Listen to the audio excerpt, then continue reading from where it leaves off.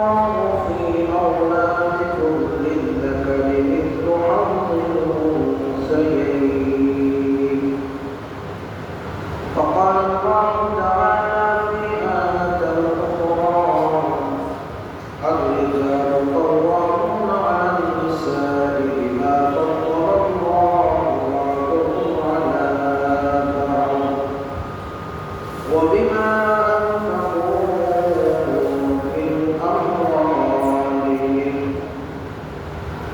وقال رسول الله صلى الله عليه وسلم لعن رسول الله صلى الله عليه وسلم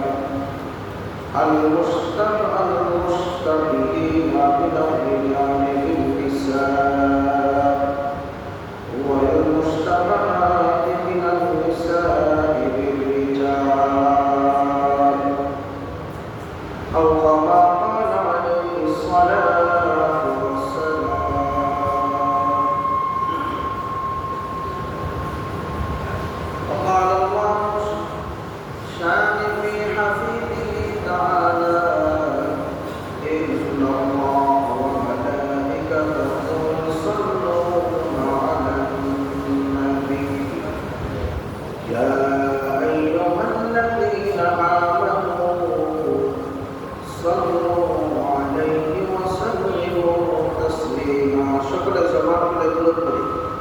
اللهم صل على محمد وعلى آل محمد كما صليت على إبراهيم وعلى آل إبراهيم إنك حميد مجيد اللهم بارك على محمد وعلى آل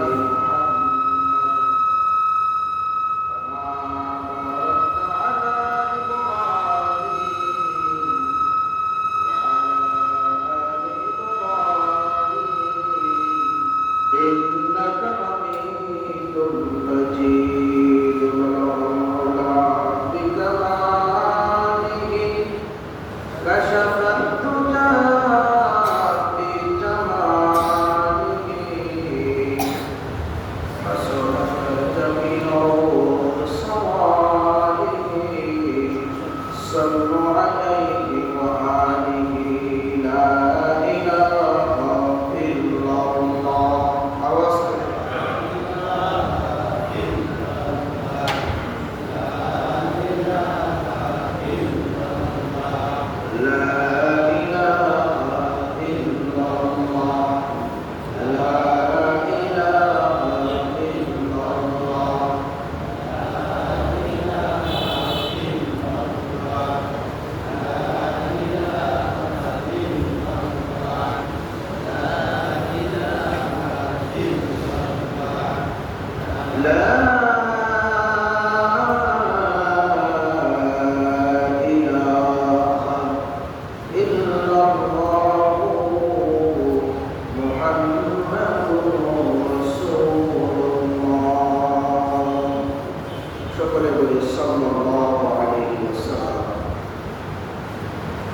Alhamdulillah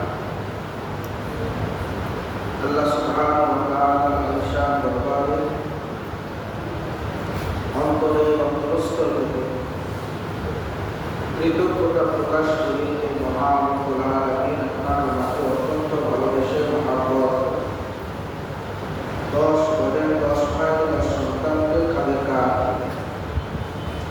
পবিত্র জিলহজ মাসের প্রথম জুমার নামাজ আদায় করার উদ্দেশ্যে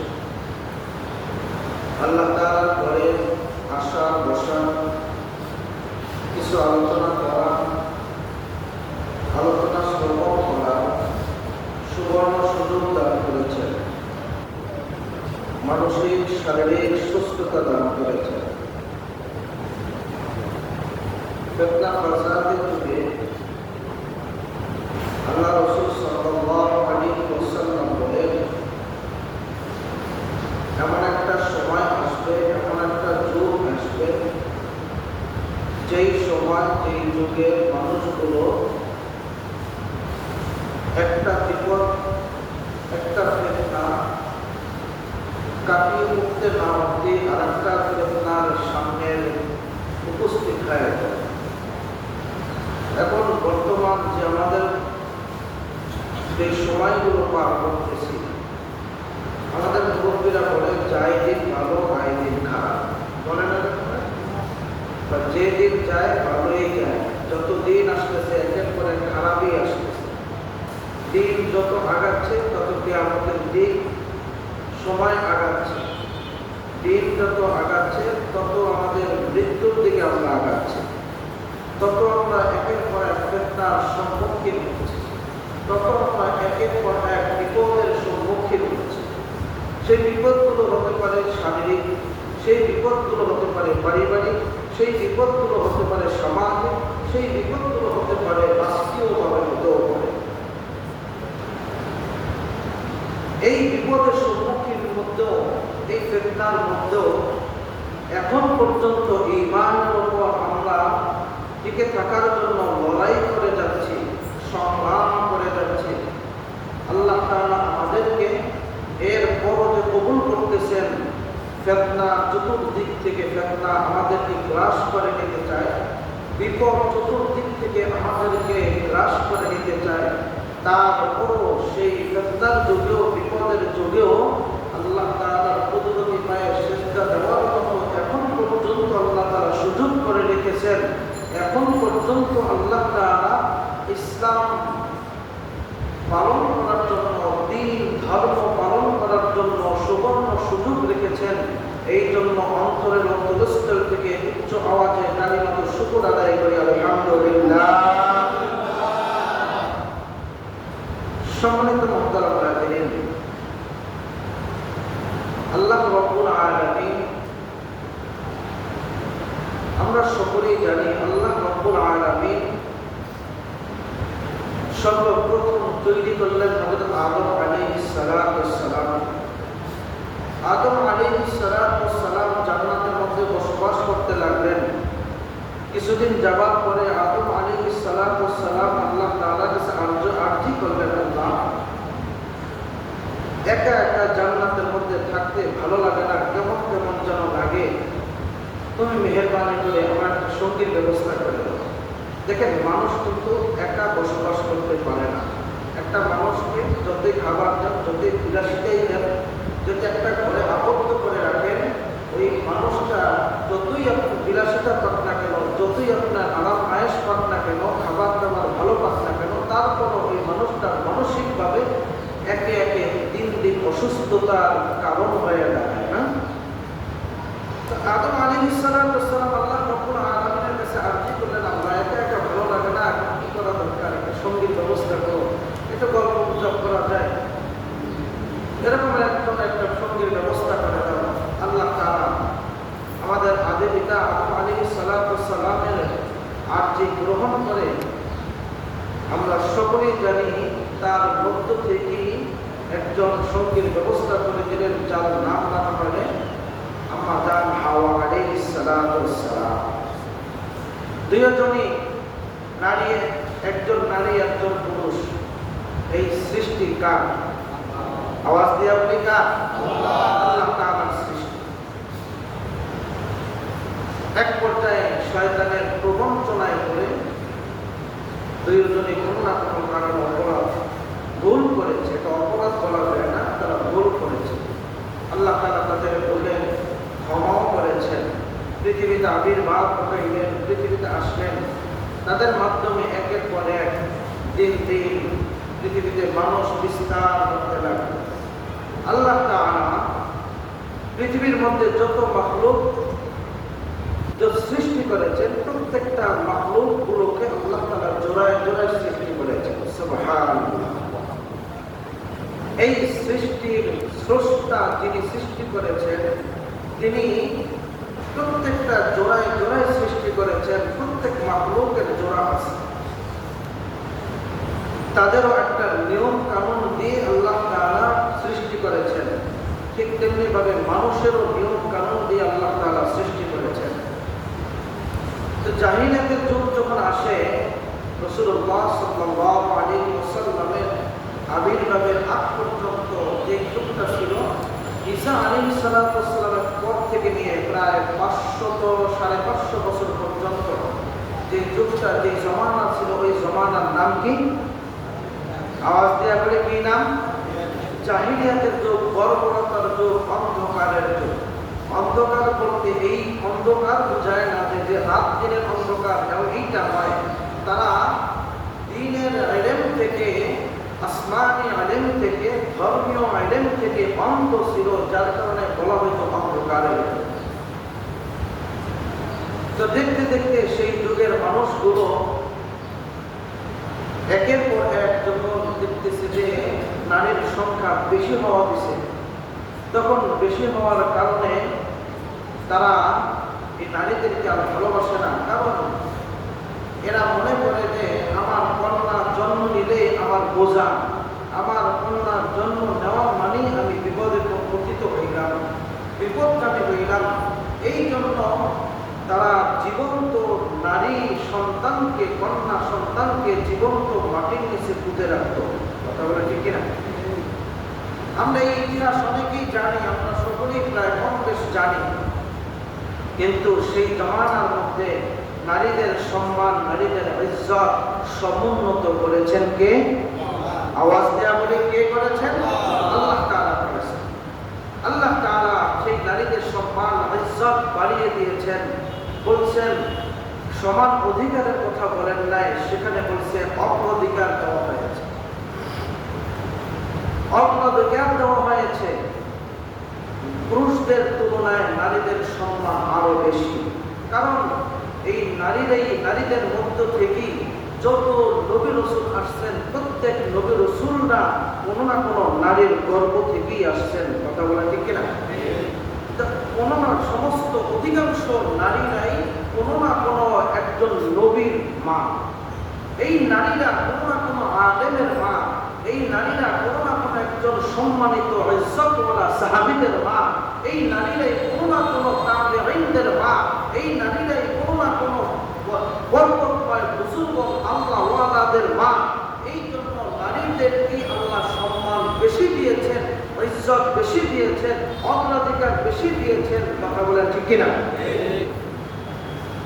ইসলাম নারীদেরকে ঠকায় না, ইসলাম নারীদেরকে আরো জিতেছে। ইসলাম নারীদেরকে কি করছে? না, জিতেছে, তাদেরকে ঠকায় না। এখন যদি স্লোগান উঠে যে সমান অধিকার চাই, শুরুতে একটা উদাহরণ আমি দিয়ে সামনে অগ্রসর হতে চাই। 1 নম্বর উদাহরণ, আপনার একজন কন্যা সন্তান আছে, একজন পুত্র সন্তান আছে।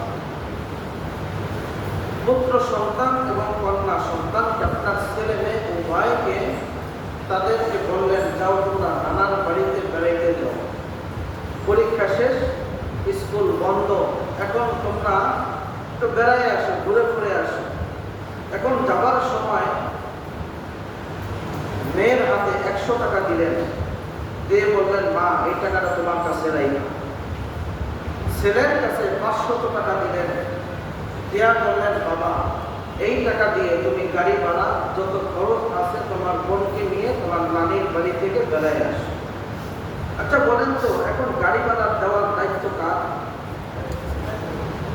আওয়াজ দেয়া বলি, ভাইয়ের দায়িত্ব। কারণ ভাইয়ের কাছে আল্লাহ তাআলা সম্মান নিহিত করেছেন যে তুমি তোমার সামনে তোমার বোন যেন অন্য কারোর সাথে কথা না বলে, তোমার বোনের ইজ্জত রক্ষার্থে, তোমার বোনের সম্মান রক্ষার্থে, তোমার বোনের দায়িত্ব তোমার কাছে আমি ইসলাম দিয়েছি। এজন্য সমস্ত খরচ তুমি বহন করবে এবং তোমার বোন তোমার সাথে যাবে। এখন বলেন টাকা বেশি দেওয়া হয়েছে কাকে? ভাইকে। বোনকে কি বেশি দিছে না কম দিছে? স্বাভাবিক দৃষ্টিতে দেখি বোনকে যেহেতু কম দিছে তাহলে ঠকাইছে নাকি? ঠকাইছে না? স্বাভাবিক দৃষ্টিতে বোনকে কম দিছে, ছেলেকে বেশি দিছে। এখন ইসলাম বলতেছে যেহেতু সমস্ত নারীদেরকে কখনো কখনো আল্লাহ রাব্বুল আলামিন মায়ের স্থানে রেখে সম্মান দান করেছেন, কখনো কখনো নারীদেরকে আল্লাহ তাআলা ভাইয়ের স্থানে রেখে, বোনের স্থানে রেখে সম্মান দান করেছেন। কখনো কখনো নারীদেরকে আল্লাহ তাআলা মায়ের স্থানে রেখে সম্মান দান করেছেন, কখনো কখনো এই নারীদেরকে আল্লাহ তাআলা স্বামীর স্থানে রেখে সম্মান দান করেছেন। আল্লাহ তাআলা এই নারীদেরকে 4 জায়গায় সম্মানিত করেছেন। কয় জায়গায়? প্রথম নাম্বার হইল বাবার কাছে সম্মানিত রেখেছেন, দ্বিতীয় নাম্বার ভাইয়ের কাছে সম্মানিত রেখেছেন, তৃতীয় নাম্বার স্বামীর কাছে সম্মানিত রেখেছেন, চতুর্থ নাম্বার এই নারীকে আল্লাহ তাআলা সন্তানের কাছে সম্মানিত রেখেছেন। ইসলাম বলে একটা কন্যা সন্তান ভূমিষ্ঠ হওয়ার পর থেকে তার বাবার দায়িত্ব কন্যা সন্তানের ভরণ পোষণ, তার ইজ্জত হেফাজতের, তার সম্মান হেফাজতের সম্পূর্ণ দায়িত্ব বাবার উপরে বর্তায়। বাবা যখন দুনিয়া থেকে চলে যায়, আল্লাহ না করুক কোনোভাবে যদি চলে যায়, ওই দায়িত্বটা দ্বিতীয়বার স্তর চলে যায়, তার যদি কোনো বড় ভাই থাকে অথবা ছোট ভাই থাকে, ভাইয়ের উপরে বর্তায়। ভাই যখন চলে যায় অথবা বিবাহ হয়ে যাওয়ার পরে এই নারীর দায়িত্ব হয়ে যায় একজন পুরুষের কাছে। যখন পুরুষটা ওই স্বামীর সাথে তারা সংসার গৃহস্থ করতে থাকে, একটা সংসার করতে থাকে, এক পর্যায়ে স্বামী মারা গেছে বা স্বামী চলে গেছে কোনোভাবে, এখন তার ছেলে আছে। ইসলাম বলে ওই নারীর দায়িত্ব ছেলের কাছে আমি বর্তাইয়া দিলাম, এই ছেলে তার দায়িত্ব পালন করবে। এরপরও ওই ছেলে যদি চলে যায়, মা থাকা অবস্থায় ছেলে যদি মারা যায়, এমন অবস্থায় ইসলাম বলে রাষ্ট্রের দায়িত্ব হলো ওই সমস্ত মহিলাদের যাদের দেখাশোনার দায়িত্ব কেউ নেই, এই 4 জনের কেউ থাকে না, তখন তার দায়িত্ব হলো ওই রাষ্ট্রের দায়িত্ব হয়ে যায়। রাষ্ট্র তাকে দেখাশোনা করবে, রাষ্ট্র ওই নারীর পরিচালনা করবে। তাহলে বলেন আপনারা, নারীদেরকে ঠগাইলো না জিতাইলো? ওই যে ঘটনার দিকে আমরা তাকাই, 2 ভাই বোন বেড়াইতে যাইতেছে, যাবার পথে ভাই তার সমস্ত খরচগুলো বহন করে নানির বাড়ি থেকে বেড়াইয়া আসলো। আসার পরে ভাইয়ের পকেটে আর টাকা রইল না, মাত্র রইল 10 টাকা। আর বোনের কাছে কয় টাকা আছে? 100 টাকা। এখানে কি নারী জিতলো না ঠকলো? জিতলো। ইসলাম বলে আমি নারীদেরকে অগ্রাধিকার দিয়েছি, ইসলাম বলে সমান অধিকার দিতে পারবো না। যদি সমান অধিকার দিত তাহলে বলেন, এখন যদি এখানে সমান অধিকার যদি আসতো, এই সমান অধিকারের স্লোগান আমরা মাঝে মাঝে প্রায় শুনি না? এই সমান অধিকার যদি দিয়ে থাকে তাহলে বলেন 2 জনকে যদি 500 টাকা করে দেয়, তাহলে 2 জন ব্যক্তিগতভাবে এককভাবে তারা খরচ বহন করতে থাকবে। তাহলে বলেন ওই নারীর কাছে টাকা কমলো না বাড়লো? কমলো না? নারীরও ক্ষতি হইল, পুরুষের টাকাও খরচ হইল, তাহলে কেউই লাভবান হইতে পারল। এখন দেখেন আল্লাহ রাব্বুল আলামিন আমাদের জন্য যে বিধানগুলো দিয়েছেন, কোন কোন জায়গায় নারীদের সাথে আমাদের মধ্য থেকে সব থেকে সম্মানিত ইজ্জত করেছেন, সমান অধিকার কোন জায়গায় দেখেন। আল্লাহ তাআলা সমান অধিকারের পক্ষে আছেন, আল্লাহ তাআলা সমান অধিকার দান করেছেন। আল্লাহ রাব্বুল আলামিন বলেন, ইন্নাল মুসলিমিনা ওয়াল মুসলিমাতি ওয়াল মুমিনিনা ওয়াল মুমিনাতি ওয়াল কানিতিনা ওয়াল কানিতাতি ওয়াস সাদিকিনা ওয়াস সাদিকাতি ওয়াস সাবিরিনা ওয়াস সাবিরাত। এই আয়াতের মধ্যে আল্লাহ রাব্বুল আলামিন একাধিকবার বলেছেন নারী পুরুষের সমান অধিকার থাকবে ইবাদতের ক্ষেত্রে। কোন ক্ষেত্রে ভাই? সমান অধিকারের পক্ষে আল্লাহ তাআলা আছেন না? কোন জায়গায়? ইবাদতের ক্ষেত্রে। নারীও নামাজের মাধ্যমে আল্লাহর কাছে সম্মানিত হবে, পুরুষও নামাজের মাধ্যমে আল্লাহর কাছে সম্মানিত হবে। নারীরাও ইসলাম গ্রহণ করে আল্লাহর কাছে সম্মানিত হবে, পুরুষরাও ইসলাম গ্রহণ করে আল্লাহর কাছে সম্মানিত হবে। নারীরা রোজা রেখে আল্লাহর কাছে সম্মানিত হবে, পুরুষরাও রোজা রেখে আল্লাহর কাছে সম্মানিত হবে। নারীরা যাকাত দিয়ে আল্লাহর কাছে সম্মানিত হবে, পুরুষরাও যাকাতের মাধ্যমে আল্লাহর কাছে সম্মানিত হবে। নারীরাও নিজের ইজ্জত, নিজের আপ্লুত নিজের ইজ্জত হেফাজত করে, নিজের লজ্জাস্থান হেফাজত করে আল্লাহ তাআলার কাছে সম্মানিত হবে। পুরুষরাও তার ইজ্জত, তাদের লজ্জাস্থান হেফাজত করে আল্লাহ তাআলার কাছে সম্মানিত হবে। এইখানে অনেকগুলো কথা বলছে। এইখানে ইবাদতের ক্ষেত্রে নারীদের ব্যাপারে পুরুষের সমান অধিকার। কথা বলে ঠিক কিনা? হ্যাঁ। এই সারা যত আমরা স্লোগান তুলি নারীদের ক্ষেত্রে পুরুষের সমান অধিকার, সমান অধিকার আমরা বলি না, এর দ্বারা নারীদের সম্মান আরো নষ্ট করা হয়, এর দ্বারা আমার মা বোনদের ইজ্জত আরো নষ্ট করা হয়, তাদেরকে আরো এই স্লোগান তুলে তুলে রাষ্ট্র তাদেরকে আরো ঠকিয়ে দেয়। কিরকম ঠকায় দেখেন। প্রথম নাম্বার কথা, এক নাম্বার হলো আল্লাহ রাব্বুল আলামিন সমান অধিকারের পক্ষে নয়, অগ্রাধিকারের পক্ষে। কিসের পক্ষে? অগ্রাধিকারের পক্ষে, সমান অধিকারের পক্ষে আল্লাহ তাআলা মানে ইসলামও নয়, কোরআন নেই। আল্লাহ রাব্বুল আলামিন আমাদেরকে বলতেছেন ইউসিকুমুল্লাহু ফি আওলাদিকুম লিয-যাকারি মিসলু হাযযিল উনসায়াইন। আল্লাহ রাব্বুল আলামিন আমাদেরকে জানায় বলেন ইউসিকুমুল্লাহ, আল্লাহ তাআলা তোমাদের জন্য সম্পদ বন্টন করে দিয়েছেন। আমাদের যে সম্পদগুলো আছে আমাদের ছেলে সন্তানের মাঝে বন্টন করি না? আমাদের মা বাবা আমাদের জন্য বন্টন করে গেছেন না? আমরাও আমাদের সন্তানের জন্য বন্টন করে যাই।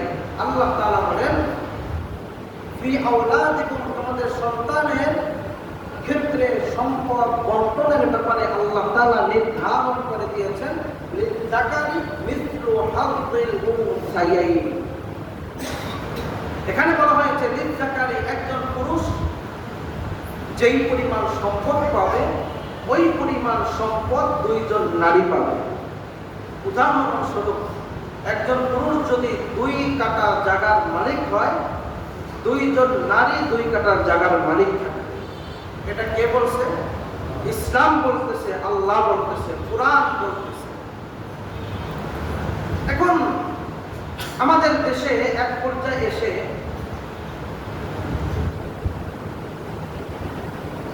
রাষ্ট্র পরিচালনা করার ক্ষেত্রে বৈষম্য দূর করার জন্য একটা আন্দোলন হয়েছিল কিনা? কি বলেন, হয়েছে না? এই বৈষম্য আন্দোলন করার পিছনে কারণ হলো যাতে করে কোনো মানুষের মাঝে কোনো ভেদাভেদ না থাকতে পারে, কোনো বৈষম্য যেন না থাকতে পারে। হ্যাঁ, এখন গত মাসের 19শে এপ্রিল এক শ্রেণীর মানুষ, মহিলা সহ, প্রধান উপদেষ্টার কাছে স্মারকলিপি একটা প্রস্তাব পেশ করেছে। আমরা সকলেই অনেকে জানি। প্রস্তাব পেশ করেছে যে প্রস্তাবের মাধ্যমে আমাদের রাষ্ট্রপ্রধান তিনি যখন রাষ্ট্রের দায়িত্ব নিলেন, নেওয়ার পর থেকে আমরা সকলেই সকল স্থান থেকে সমস্ত আলেম, সমস্ত সাধারণ মানুষ তাকে সাপোর্ট করে যাইতেছে। তিনি মাঝখানে একটা কথা বলছিলেন, তিনি ঘাবড়িয়ে গেছিলেন যে এই সরকার সারা দেশ, অভিভাবক সারা দেশ কিভাবে আমি সামলাবো, চতুর্দিক থেকে একের পর এক আঘাত আসতেছে। তখন ওলামায়ে কেরাম সহ সমস্ত স্থান থেকে, রাজনৈতিক স্থান থেকেও তাকে সাহস যোগাইছে যে আপনি আপনার মতো করে চালান, আমরা আপনার সাথে আছি। আমরা বারবার বলেছি যে আপনাকে সুযোগ দেওয়া হবে। পুরা জনগণকে জানানো হয়েছে যে আর কিছুদিন সুযোগ দেওয়া হোক। এলোমেলো দেশ, কোনো সংবিধান নাই, কোনো আইন কানুন নাই, সব একেবারে এলোমেলো হয়ে গেছে। এটাকে গুছাইতে একটু সময় লাগবে, এরপরে নির্বাচন হবে। এই আমরা তাকেও বলা হয়েছিল। তিনিও এই কথার উপরে ঐক্যমত পোষণ করে বিভিন্ন মিডিয়ার মাধ্যমে আমাদেরকে জানাইছে যে আমাকে সময় দেওয়া দরকার। পুরা জনগণ তাকে সময় দিয়েছে যে আপনি রাষ্ট্রকে সুন্দর করে সাজান। এই রাষ্ট্রের মানুষ বৈষম্যহীন থাকতে চায় না, বৈষম্য নিয়ে থাকতে চায় না। এই মানুষগুলো সকলের ন্যায্য অধিকার নিয়ে থাকতে চায়। নারীর অধিকার নিয়ে চলবে, পুরুষের অধিকার নিয়ে চলবে। রাষ্ট্র যেভাবে চালানো দরকার, ইসলাম যেভাবে চালাইতে চায়, আপনিও ওইভাবে চালান। কথা বলা ঠিক কিনা? যতগুলো সংস্কার কমিশনের গঠন করা হলো, বোর্ড গঠন করা হয়েছে, তার মধ্য থেকে একটা বোর্ড গঠন করা হয়েছে নারী বিষয়ক সংস্কার কমিশন। আমরা এই বার্তাটা অনেকেই পেয়েছি। আচ্ছা দেখেন, আমাদের কাছে সাধারণ মনে হইতে পারে বিষয়টা, নারী বিষয়ক সংস্কার কমিশন, এই বোর্ডের মাধ্যমে, এই সংস্কার কমিশনের মাধ্যমে এখানে ডাক্তার ইউনূস তার কাছে প্রস্তাব পেশ করা হয়েছে, কয়েকটা প্রস্তাব দেওয়া হয়েছে। আচ্ছা, প্রথম নাম্বারে বলেন, একটা মসজিদ পুরাতন হয়ে গেলে এটা ভেঙে নতুন করে সংস্কার করতে হয়। একটা বাড়ি পুরাতন হয়ে গেলে ওটাকে নতুন করে সংস্কার করতে হয়। রাস্তা ভেঙে গেলে ওটা নতুন করে সংস্কার করতে হয়। দেশের কোনো জায়গায় ক্ষয়ক্ষতি হলে, কোনো রাষ্ট্রীয়ভাবে কোনো ভবন, রাষ্ট্রীয়ভাবে কোনো সম্পদের ক্ষয়ক্ষতি হলে ওটাকে নতুন করে আবার সংস্কার করতে হয়। কথা বলা ঠিক কিনা? এখন এক শ্রেণীর যেই মানুষগুলো ইসলাম বিদ্বেষী মানুষ, যেই মানুষগুলো ইসলাম পছন্দ করে না, যেই মানুষগুলো ইসলামের মধ্যে আঘাত হানতে চায়, সম্পূর্ণ কোরআন বিরোধী কিছু কথা ডাক্তার ইউনূস সাহেবের কাছে প্রস্তাব পেশ করেছে। যেই কথাগুলো সব কথা এখানে বলা যাবে না, সময় কম, যার কারণে বলা যাইতেছে না, সময় একেবারে কম। তো ধৈর্য সহকারে আমরা একটু বসি, দেখেন অবস্থাটা কি পরিস্থিতি দাঁড়াইতেছে। তার মাঝে একটা সমান অধিকারের কথা এখানে বলা হয়েছে।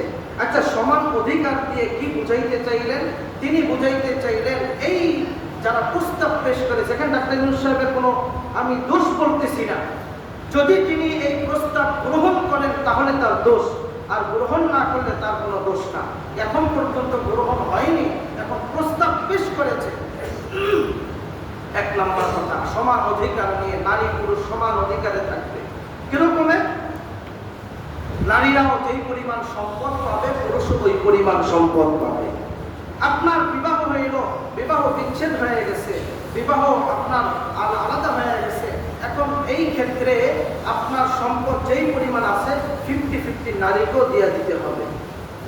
আপনারা বুঝতেছেন তো কথাগুলো? 50-50। আপনার যদি 25 বিঘা জমি থাকে, ওখান থেকে অর্ধেক আপনার স্ত্রীকে দিয়ে দিতে হবে, কারণ তাকে তালাক দেওয়া হয়েছে। অথবা আপনি মারা গেছেন, ওখান থেকে তাকে অর্ধেক দেওয়া হবে। ইসলাম বলে না, যদি তোমার কোন স্বামী যদি মারা যায়, ইসলাম বলে ওখান থেকে তুই 2% তার স্ত্রী পাবে। ন্যায্য অধিকার, এখানে ন্যায্য অধিকারে পাবে, সমান অধিকারে না। আল্লাহ রাব্বুল আলামিন বলেন, ফানকিহু মা তাবা লাকুম মিনান নিসাই মাসনা ওয়া সুলাসা ওয়া রুবা। এই আয়াতের মধ্যে আল্লাহ রাব্বুল আলামিন বলেন, ফানকিহু, তোমরা বিবাহ করো, মা তাবা লাকুম, তোমাদের মধ্য থেকে যাদের পছন্দ হয়, যেই নারীদেরকে পছন্দ হয়, এদের মধ্য থেকে তুমি বিবাহ করে নাও। কোরআনের ভাষায় আল্লাহ রাব্বুল আলামিন বলেন, মাসনা ওয়া সুলাসা ওয়া রুবা। এক নম্বর হইল, যদি তোমার সক্ষম থাকে, যদি সমর্থন থাকে, 2 জন স্ত্রী তুমি রাখতে পারো। যদি তোমার সমর্থন থাকে, তোমার 3 জন স্ত্রী রাখতে পারো। যদি তোমার সমর্থন থাকে, তোমার 4 জন স্ত্রী রাখতে পারো। এই 4 জন স্ত্রী যদি তুমি চালানোর মতো সক্ষম, শারীরিক, আর্থিক, মানসিক সমস্ত সক্ষমতা যদি থাকে, তাহলে তুমি 4 জন, সর্বোচ্চ 4 জন স্ত্রী রাখতে পারো। এইখানে বিবাহের প্রথার দিক থেকে সমান অধিকারের কথা এখানে বলা হয়েছে।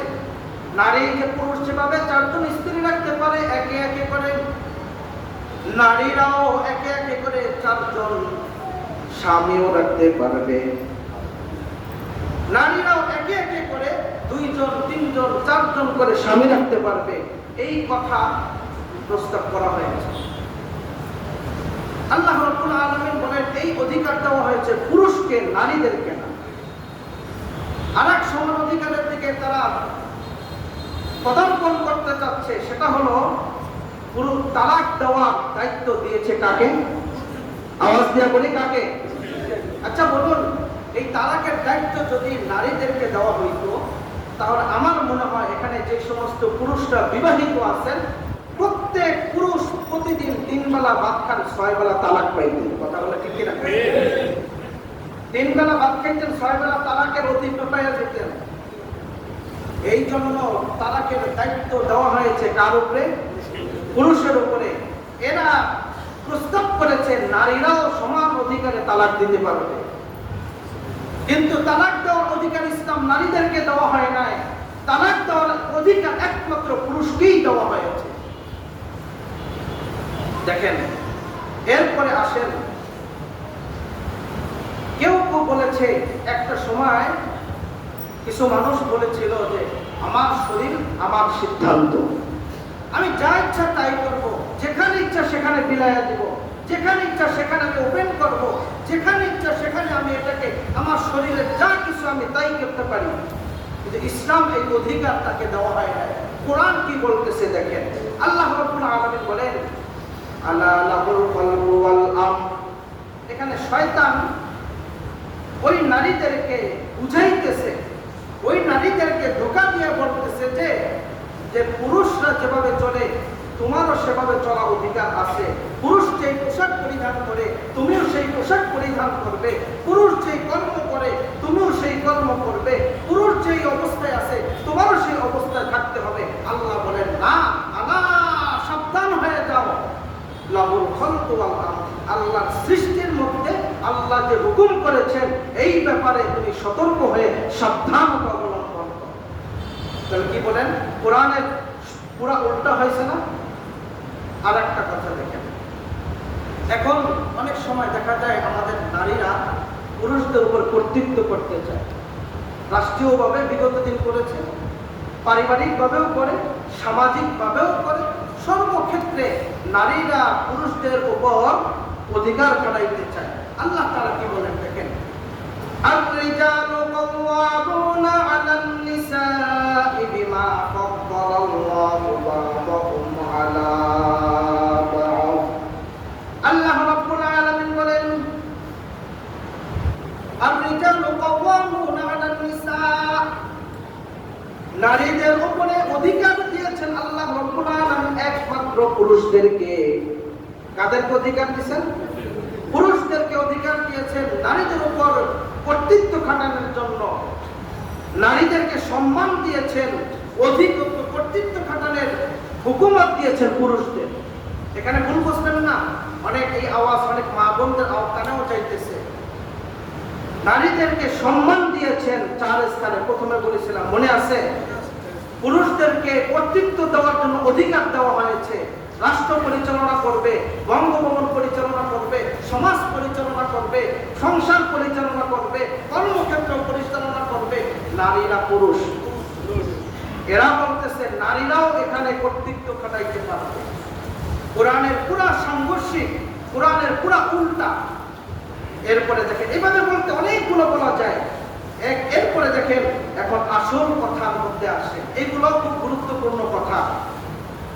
এখন দেখেন, এক পর্যায়ে এসে নারীদেরকে রাস্তায় নামাইতে চায় উলঙ্গভাবে, নারীদেরকে দেখতে চায় উলঙ্গভাবে, নারীদেরকে তারা রাস্তায় নামায় উলঙ্গ করতে চায়, এই নারীদেরকে রাস্তায় নামিয়ে ল্যাংটা পর্যন্ত করতে চায়। এই নারীদের ব্যাপারে বলে এই নারীরা যৌন কর্ম করবে, এদেরকে রাষ্ট্রীয়ভাবে শ্রমিকের মর্যাদা দেওয়া দরকার।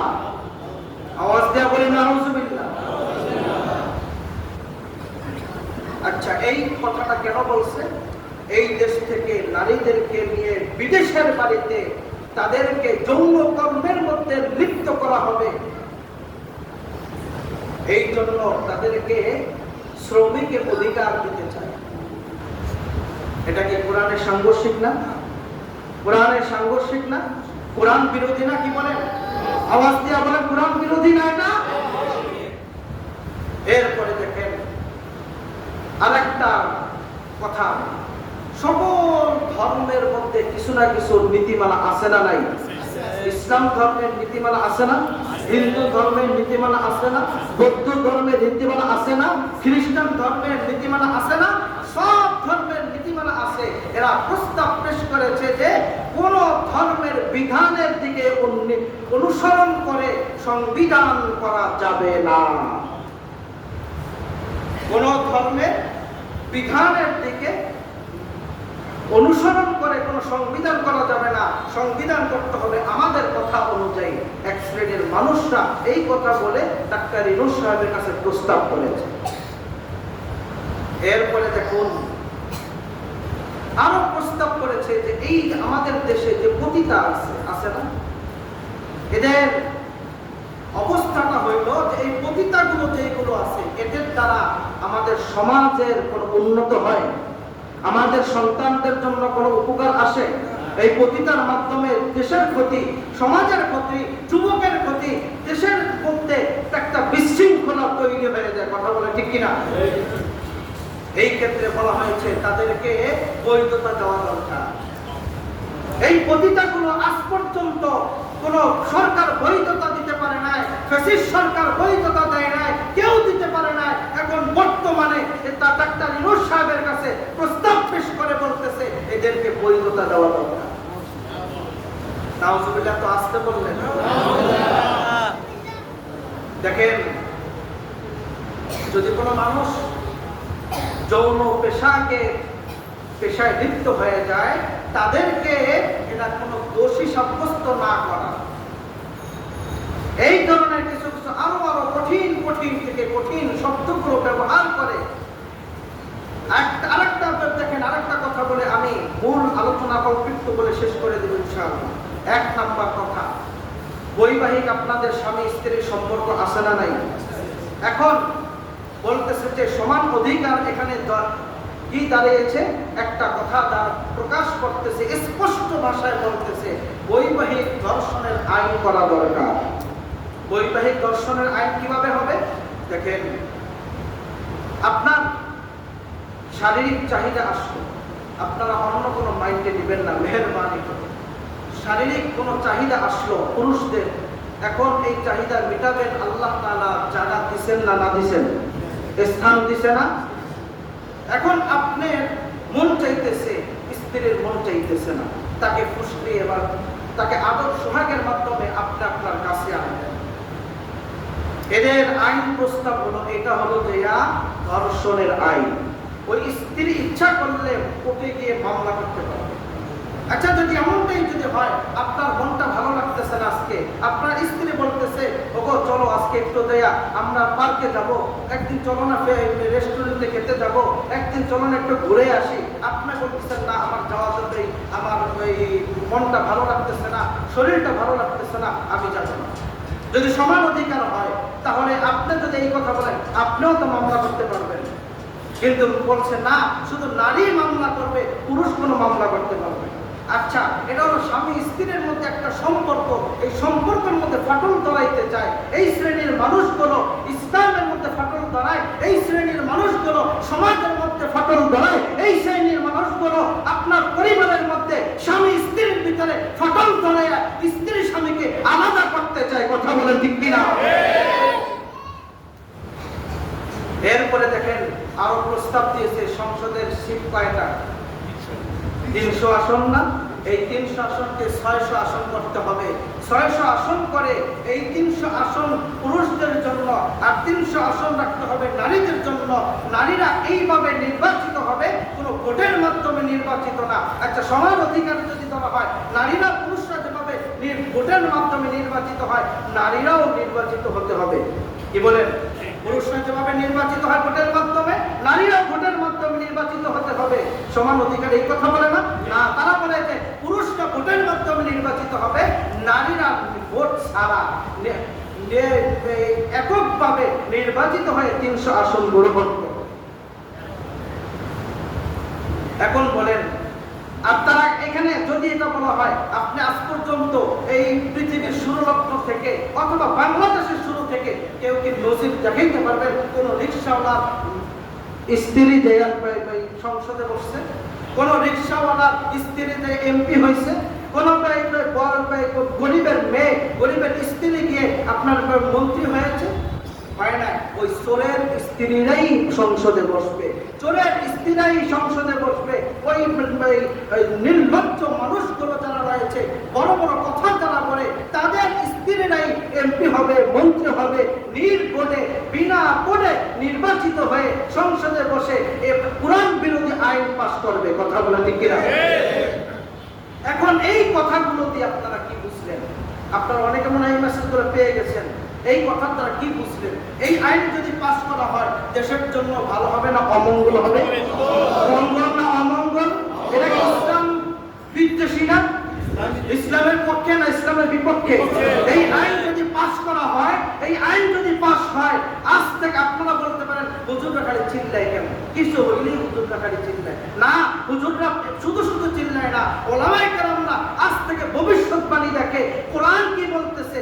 আচ্ছা দেখেন, আল্লাহ রাসূল সাল্লাল্লাহু আলাইহি ওয়াসাল্লাম একটা কথা বলে গেছেন যে আমার হাদিস, আমার কথা যদি কোরআন সাংঘর্ষিক হয়ে যায়, কোরআনের উল্টা হয়ে যায়, তাহলে আমার কথাটাকে বাদ দিয়ে কোরআনের উপরে তোমরা আমল করো।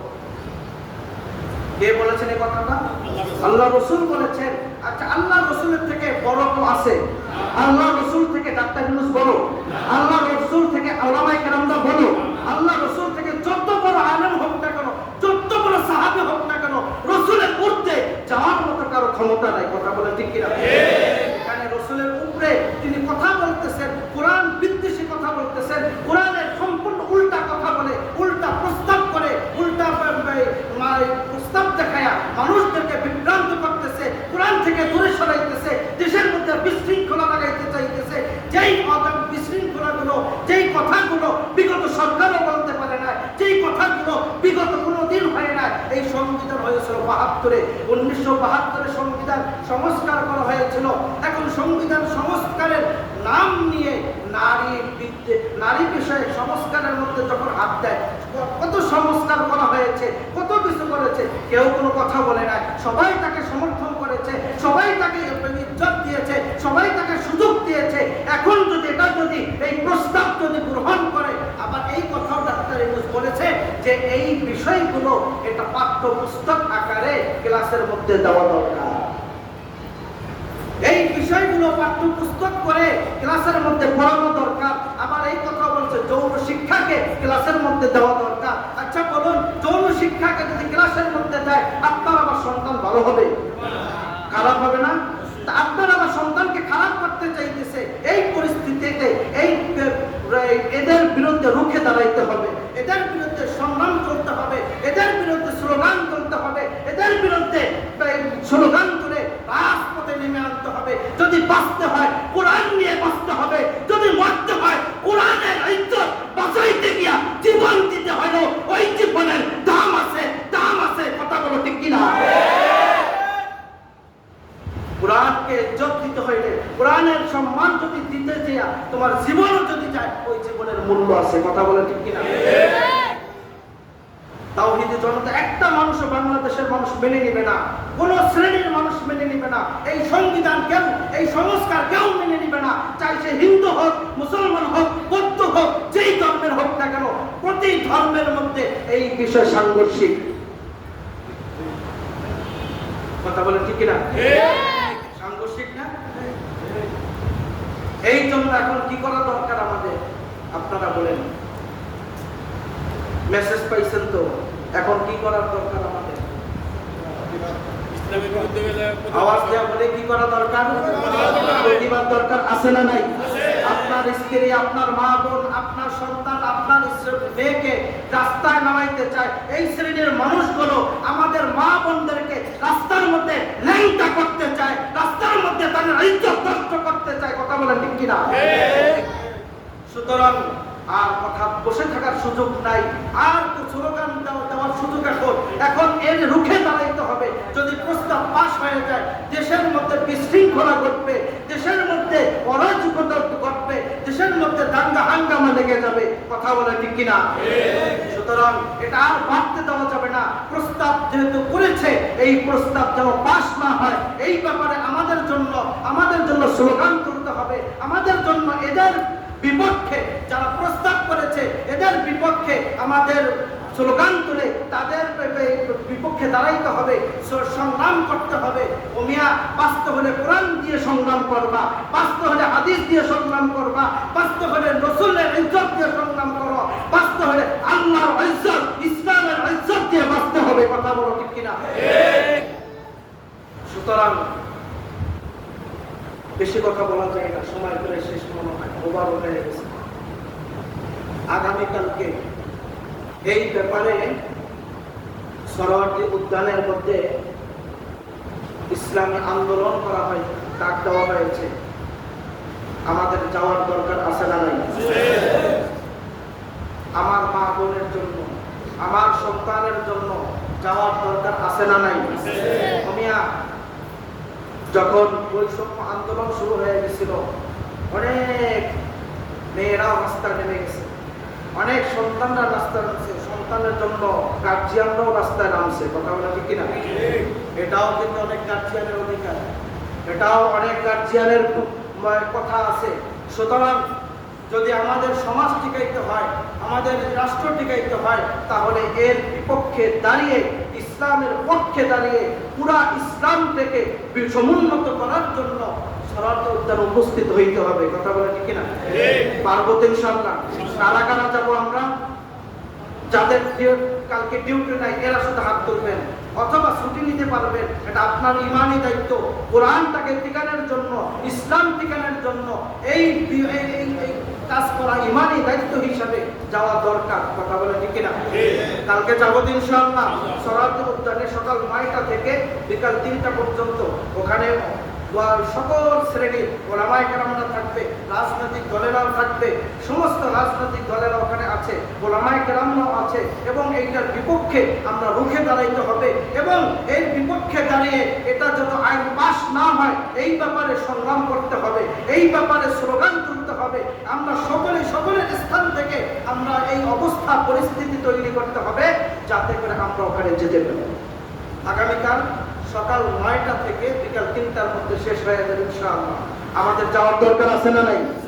আমরা যারা যাইতে পারবো না, এই আওয়াজ অনেক মা বোনদের কাছে যাইতেছে, মেহেরবানি করে মা বোনদের কাছে আমার আকুল আবেদন, তারা দোয়া করবেন। আপনাদের ইজ্জত রক্ষার জন্য আমরা পথে নামতেছি, আপনাদের সম্মান রক্ষা করার জন্য আমরা রাজপথে নামতেছি, আমাদের জন্য দোয়া করবেন। কথা বলে ঠিক কিনা? আমরাও আমাদের স্ত্রী মা সন্তানদের সাথে দোয়া চাবো, এবং আমরা যারা পারি প্রত্যেকের দায়িত্ব, সকলেই যাওয়া উচিত। কিন্তু যারা পারবো সকলেই যাব, যারা না পারবো আমরা দোয়া করব তাদের জন্য। এবং আল্লাহ তাআলা এই আইনটাকে যেন বাস্তবায়ন না হোক এই ব্যাপারে আল্লাহ তাআলা আমাদের জন্য সাহায্য করেন। সকলে বলি আমিন। আলহামদুলিল্লাহি রাব্বিল আলামিন। আসসালামু আলাইকুম ওয়া রাহমাতুল্লাহি ওয়া বারাকাতুহু।